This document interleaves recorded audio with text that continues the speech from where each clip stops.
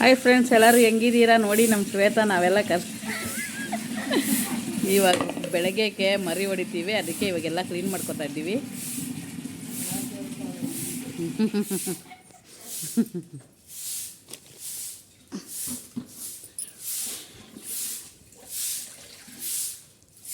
ಬೆಳಗ್ಗೆಗೆ ಮರಿ ಹೊಡಿಬೇಕಲ್ಲ, ಅದಕ್ಕೆ ಎಲ್ಲ ಇವಾಗ ನೀಟಾಗಿ ಕ್ಲೀನ್ ಮಾಡಿ ಇಟ್ಬಿಟ್ರೆ.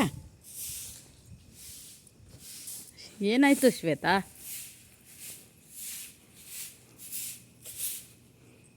ಪಾಪ ಶ್ವೇತಾ ಕಷ್ಟಪಟ್ಟು ಕಸ ಗುಡಿಸ್ತಾವಳೆ. ಪಾಪ ದೇವಸ್ಥಾನ ಹತ್ರ ಕೆಲಸ ಮಾಡ್ತಾವಳೆ ನೋಡಿ ಫ್ರೆಂಡ್ಸ್. ಕಸ ಗುಡಿಸೋದು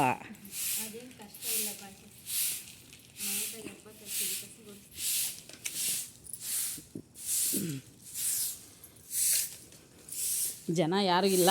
ಇವಾಗ ಸದ್ಯಕ್ಕಿರೋದು 3 ಹೆಂಗಸ್ರು ಇದ್ದೀರಿ ಅಷ್ಟೇ. ಇವಾಗೆಲ್ಲ ಕ್ಲೀನ್ ಮಾಡ್ಕೊತಾ ಇದ್ದೀವಿ. ಇವ್ರಿಗೆ ಅಮ್ಮಗೆ ಮರಿ ಹೊಡಿಯೋದು ಬೆಳಗ್ಗೆಗೆ 2 ಕುರಿ ಇದೆ.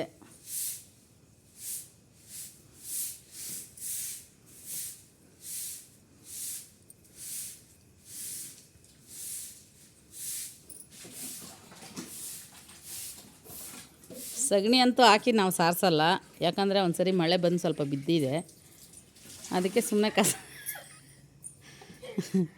ಶ್ವೇತಾಗಾದರೆ ನಗು ಬರ್ತೈತೆ ಪಾಪ ತುಂಬ. ಇವ್ರೇನ್ಕೋ ರಂಗೋಲೆ ಪುಡಿ ಎತ್ಕೊಂತವ್ರೆ ಹೊಸ್ಲ ಮೇಲೆ ಹಾಕೋಕ್ಕೇನೋ. ಗಿನ್ಲ ಕಲ್ಪ್ಕೊಂಡಿಡಕ್ಕ ಹಾಕ್ಬಿಡಿಲ್ಲ ಅಂದರೆ ಎಲ್ಲ ನೀನು ಹಾಕಿದ್ರೂ ವೇಸ್ಟ್ ಆಗುತ್ತದೆ. ಎಲ್ಲ ಕಾಣಿಸ್ತದಾ? ಲೈಟ್ ಹಾಕ್ಲಾ? ಈ ರಂಗೋಲೆ ಎಲ್ಲ ಈ ಆಂಟಿನೇ ಹಾಕಿರೋದು ನೋಡಿ ಫ್ರೆಂಡ್ಸ್. ಏನೋ ಆನೆ ರಂಗೋಲೆ. ಏನು ರಂಗೋಲೆ ಅಕ್ಕ? ನೀನು ರಂಗೋಲೆ ಹಾಕೋದು ಏನು ರಂಗೋಲೆ ಹೇಳು? ಹ್ಞೂ, ತೇರು ರಂಗೋಲೆ ಹಾಕ್ತಾರೆ. ತುಂಬಾ ಚೆನ್ನಾಗಿ ಹಾಕ್ತಾರೆ ರಂಗೋಲೆ, ದೊಡ್ಡದು. ಆದರೆ ನನಗಂತೂ ಆ ಥರ ರಂಗೋಲೆ ಅಂತೂ ಬರಲ್ಲ. ಆಂಜನೇಯನ ದೇವಸ್ಥಾನ ಮುಂದೆ ಹಾಕ್ತಾವ್ರೆ ಇವಾಗ.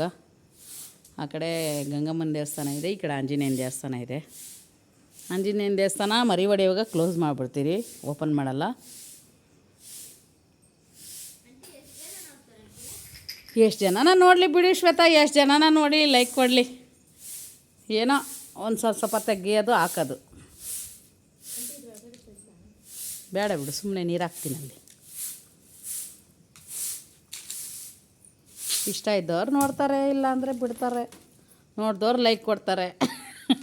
ಅವ್ರಿಗೆ ಇಷ್ಟ ಆದರೆ ಲೈಕ್ ಕೊಡ್ತಾರೆ. ಏನು ಶ್ವೇತಾ?